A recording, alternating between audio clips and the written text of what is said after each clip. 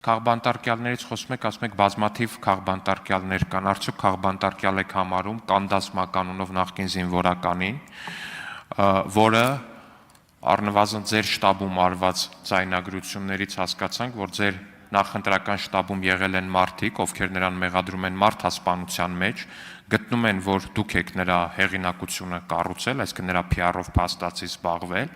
արդյոք դուք համարում եք, որ Կանդասմա կանոնով նախկին զինվորականը քաղբանտարկյալ է, սա առաջին հարց, եւ երկրորդ, այստեղ խոսում եք եվրոպական ստանդարտներից, ինչպես եք վերաբերվում այն փաստին, որ Կանդասմա կանոնով նախկին զինվորականը 2008 թվականին Ղարաբաղից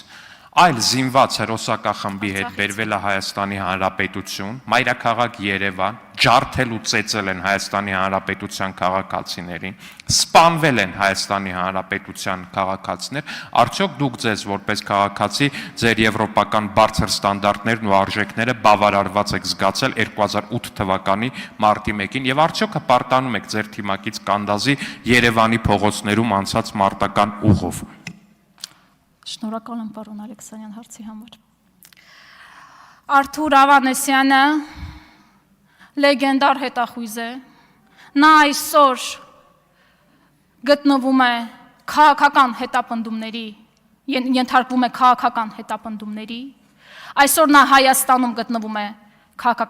ենթարկվում է քաղաքական հետապնդումների, իսկ Ադրբեջանում նրա համար գլխագին էին խոստանում։ Զգացիք տարբերությունը։ Հայաստան, Ադրբեջան, Արթուր Ավանեսյանին 2008 թվականին գործողությունների համար նա կանչվել է հատուկ իրավապահ մարմինների կողմից է կանչվել, գնացել է հարցաքննության, հարցաքննվել է եւ ասել են շնորհակալություն պարոն գնդապետ, ստեսություն։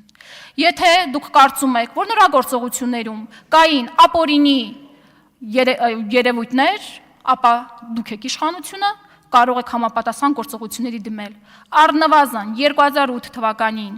նա կանչվել է համապատասխան իրավապահների կողմից, հարցաքննվել, նորից եմ կրկնում եւ ասել եմ պարոն գնդապետ, շնորհակալություն, ստեսություն։ Առհասարակ, ես ուզում եմ հասկանալ, ինչու է ձեր պայքարը, ինչ արդյունքի եք ուզում հասնել, երբ որ դուք պայքարում եք մեր պատմության դեմ, մեր արժեքների դեմ, մեր հերոսների դեմ։ Ես իհարկե հասկանում եմ եւ գիտեմ, եւ դուք էլ գիտեք, որ այս պատերազմը, որ դուք հայտարարել եք մեր ինքնության, մեր արժեքների եւ հերոսների դեմ, արդեն իսկ մատնված է պարտության։ Բայց գիտեք, կան հիշող մարդիկ եւ կան մարդիկ, ովքեր չեն կոտրվում, եւ կան մարդիկ, ովքեր որ շարունակելու են իրենց պայքարը եւ շարունակելու են, որպեսզի ձեր այդ հայտարարված պատերազմը հաջողությունների չհասնի։ Շնորհակալ եմ։ Տիկին Հովսեփյան, կներեք, բայց այստեղ ազգային արժեքների եւ առհասարակ մարդկային արժեքների դեմ միակ պատերազմ հայտարարած ուժը որպես այդպեսին դուք եք իմ ընկալմա, որովհետեւ հազար ներողություն, բայց հայ ազգը, հայ ժողովուրդը ու Հայաստանի քաղաքացիները արժանի են շատ ավելի, քան Կանդասմա կանոնով Երևանի փողոցներում մարտական ուղի անցածին իրենց հերոս անվանելը կամ մի ուրիշ հերոսի մասնակցությամբ են ջնջիլով կադրերն էլ տեսանք, էլի, հազար ներողություն ես ցույց տվեցի, էլի։ Կներեք, բայց եթե ձեր արժեքները կայանում է մարդկանց վզից ջնջիլը գցելուն կամ Երևանի փողոցներում մարդկանց արյունը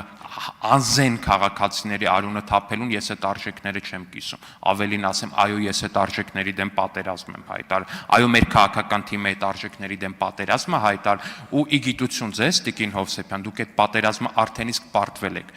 ու այդ պարտության առհավատչան ձեր խմբակցության չափն է այս պահին ազգային ժողովում։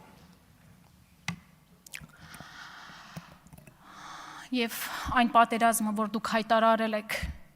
մեր պատմությանը, մեր արժեքներին, մեր հերոսներին, արդեն իսկ գիտենք ու ակնհայտ է, որ պարտությամբ է ավարտվելու։ Դուք խոսում եք Արթուր Ավանեսյանից,